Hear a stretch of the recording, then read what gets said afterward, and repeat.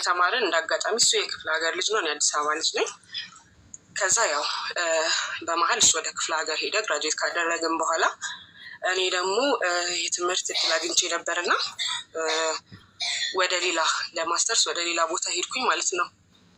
ከዛ እዛ እየተማርኩኝ ነበረ ምናምን እና ርቀቱ የፈጠረው ክፍለ ሀገር ነው ያው የደረሰኝ የባሰ ርቀቱ ሰፋና በቃ በዚህ የተነሳ ብዙም አንገናኝም። ስፔሱ በጣም በዛ።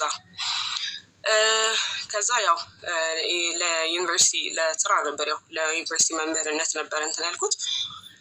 አሁን እየተማርኩኝ ያው ትንሽ ቢዚ የሚያደርገኝ ጀመር። ክላስ ምናምንም በዛብኝ።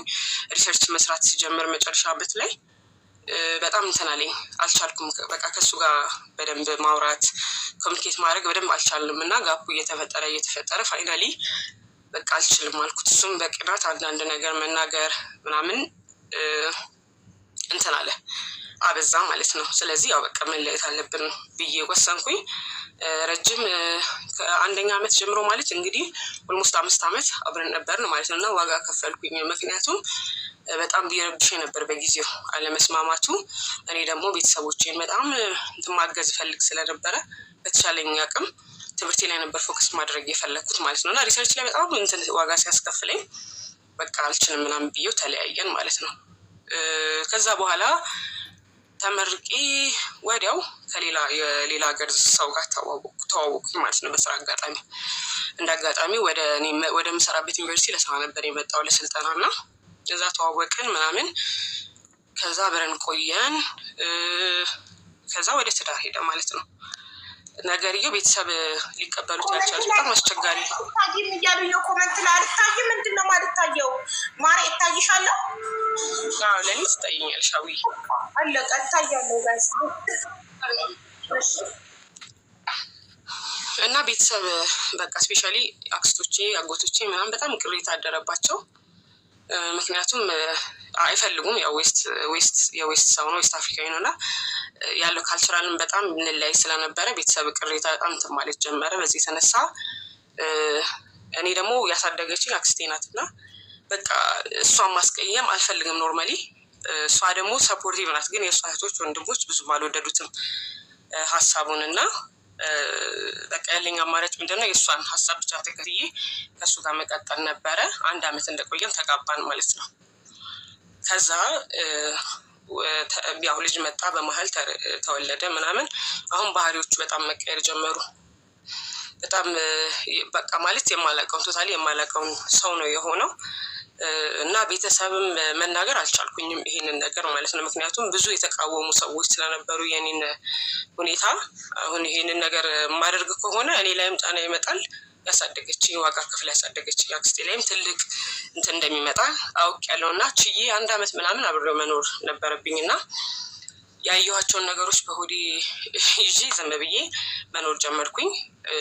ፋይናሊ የመጨረሻ በጣም በቃ እንትን ያለኝ ሰፈራቸው ስጠረጥር በስልክ ምናምን ሳያቸው የነበሩትን ነገሮች በአይኔ ኖቲስ ማድረግ ቻልኩኝ ማለት ነው። ማለትም ቺት ሲያደርግ ያስኩት እኔ ቤተሰብ ጋር ሄጄ በዛ መሀል ማለት ነው። ከዛ ይሄንን ነገር ብቻዬን መውሰን አልቻልኩኝም እና ወደ ሆነ ገዳም ሄድኩኝ ዝም ብዬ ብድግ ብዬ። በጊዜው ማውራውም ሰው ስላልነበረ ይሄንን ሄጄ ከአንድ አባት ጋር አወራኋቸው። ከዛ እሳቸው ምንድን ያሉት በቃ ማለት የነበረው ነገር ምንድነው እኔ በጣም ቤተክርስቲያን ውስጥ የነበረኝ አታችመንት ትልቅ ስለነበረ ዝም ብዬ አክሰብት አድርጌ እንድኖር በይቅርታ እንትን እንድለው በእርግጥ እንደሚፈቅድልኝ ፍቺም ቢሆን እንደሚፈቅድልኝ ነበረ። ነገር ግን በቃ ትንሽ ቻዩ የሚል ነገር ነበር እና እሺ ብዬ ይቅርታ አድርጌለት አብረን መኖር ድጋሚ ጀመርን ማለት ነው። ሶ ዘ ሴም ቲንግ በሌላ ጊዜ ላይ ሀፕን አደረገ። ከዛ በቃ አልችልም ብዬ ለቤተሰብ ተናገርኩኝ ማለት ነው። ሶ ያሳደገችኝ አክስቴ እናቴ ማለት ናት። እንዴት ይህ ሁሉ ነገር ሲሆን ዝምት ያለች ምናምን በሚል ቀጥታ እንድንፋታ እሷን በጣም ሰፖርቲቭ ሆነች። ፍቺው በቃ አንቺ በጣም በልጅነቴ ነው ወደ ትምህርት የገባሁት እና በጣም ያንግ ነኝ። ሶ በቃ ምንም አንቺ በጣም ቻንስሽን በዚህ እንትን ማለት የለብሽም፣ ብቻሽንም ልጅሽን ማሳደግ ትችላለሽ ምናምን የሚለው ነገር መጣ። ኢቨን እዚህ ካለ በእኔ ምክንያት ነው እዚህ የመኖሪያ ፈቃድ የሚያገኘው እና እሱንም ካንስሌሽን ማድረግም ትቻለሽ፣ ኦር ደግሞ በቃ የራስሽን ህይወት መምረጥ ትቻለሽ ምናምን አለችኝ። ሶ ምን አደረግኩኝ እኔ ምንም በቃ መራቅ ነው የፈለኩት። ራኩት ብታምኝም አታምኝም ሀብዬ ተለያይተን ገና ኬዙ በፍርድ ቤት እንደተያዘ ማግባቱንና መውለዱን ሰማሁ ማለት ነው ከሌላ ሰው። ከዛ እኔ ያየኋት ሴት አይደለችም። ኖርማሊ እንትን ያለው ያገባውና የወለደው ከሌላ ነው። ይሄ አታችመንት ከብዙ ሴት ጋር እንዳለ ምናምን ገባኝ። ይሄንን ይዤ ፍርድ ቤት ኬዙን ይዤ ሄድኩኝ። ግን እንደ ኤቪደንስ የለኝም። ኖርማሊ በአይኔን ያየሁት ምን ይለኝ ጀስት ያለውን ነገር ካንስል እንትኑን ብቻ የህግ ጉዳዩን ብቻ ይዤ መለያየቱን ፒስፉሊ አድርገን ከዛ እኔም ክፍለ ሀገር ስለሆነ ዩኒቨርሲቲ ላይ የምሰራው ወደዛው ሄድኩኝ። እኔም ልጄን ማሳደግ ጀመርኩ ማለት ነው። በመሀል ይመጣል በጊዜው ማለት ነው ይመጣል። ከዛ ደግሞ ይጠፋል፣ ይመጣል፣ ይጠፋል። ልጁ አሁን 7 ዓመቱ ነው ልጁ። አንዳንዴ ቪዚት ያደርገዋል፣ አንዳንዴ ያደርገው ምናምን። ከዛ በዚህ መሀል ቶታሊ ጠፋ። ከ3 ዓመት ምናምን ሆኖታል አሁን ኖርማሊ ከቀረ ማለት ነው። አሁን አንዳንዴ ድንገት ቴክስት ያደርጋል ምናምን ላይክ እኔ እኮ ልጄ ነው የሆነ ጊዜ አባቴ ብሎ መምጣቱ አይቀርም። ያ ነው ኮንፊደንስ ውስጡ ያለው ማለት ነው። በቃ የሆነ ጊዜ አባትነቱን ሰምዴ ይጠይቃል ነው እሱ የሚለው ማለት ነው። ከዛ እኔ ደግሞ አይዶ ማይንድ በቃ ይጠይቅ አባቴ ብሎ የሚመጣ ከሆነ ሌቲም በቃ ልጅ ነው። አፍተሮል እኔ እሱ ላይ ጫና ማሳደር አልፈልግም። ልጅ ላይ ገባሽ፣ እሱ ልጅ ነው፣ ምንም የሚያውቀው ነገር የለም። አባቴ ብሎ የሚሄድበት ሰዓት ላይ ይሄድ።